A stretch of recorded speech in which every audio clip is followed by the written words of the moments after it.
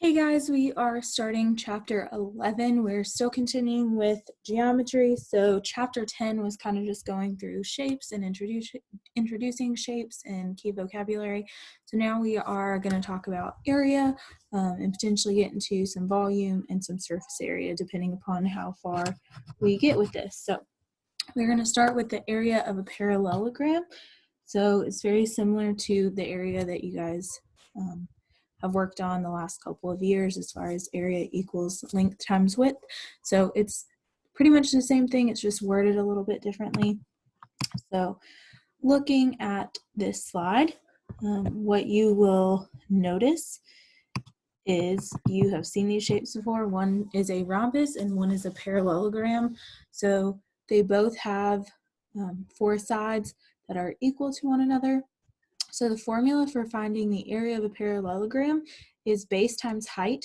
So we say it a little bit differently versus length times width, just because it's not always going to be length times width. Like for the example with the rhombus, how do you know which one is which? So kind of moving here forward, and especially once you get into upper level geometry classes and stuff, it'll be referred to as base times height. So base is like the bottom of the shape, and then the height is how tall the shape is. So looking at the next slide, we're going to do two examples to kind of just introduce this. So again, area is base times height. So this 4 would be my height. So if you notice, this line is what is the height.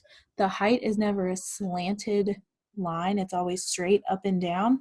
If I were to actually measure that slanted line, it would be more than 4 yards.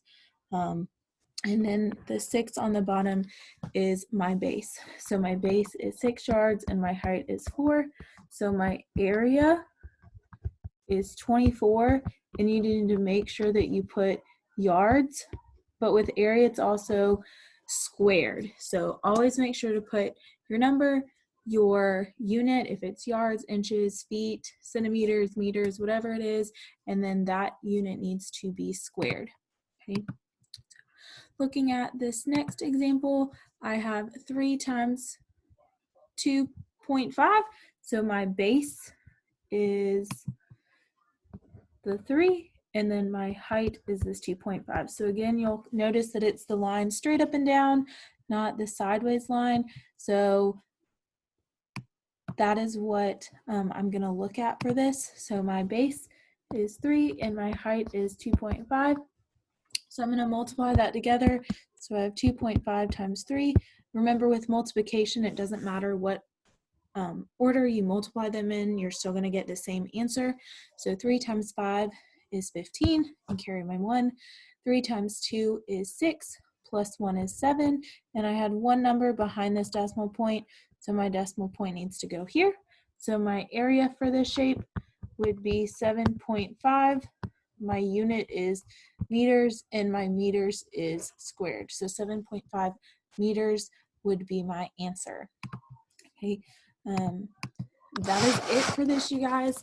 The parallelogram is very similar to what you guys have done with area. So this formula is kind of foundational for trapezoids and triangles and everything else that we're going to get into to find the area of things. The only thing that's really different is the area of circles, but we will talk about that formula once we get there. So just make sure you guys understand.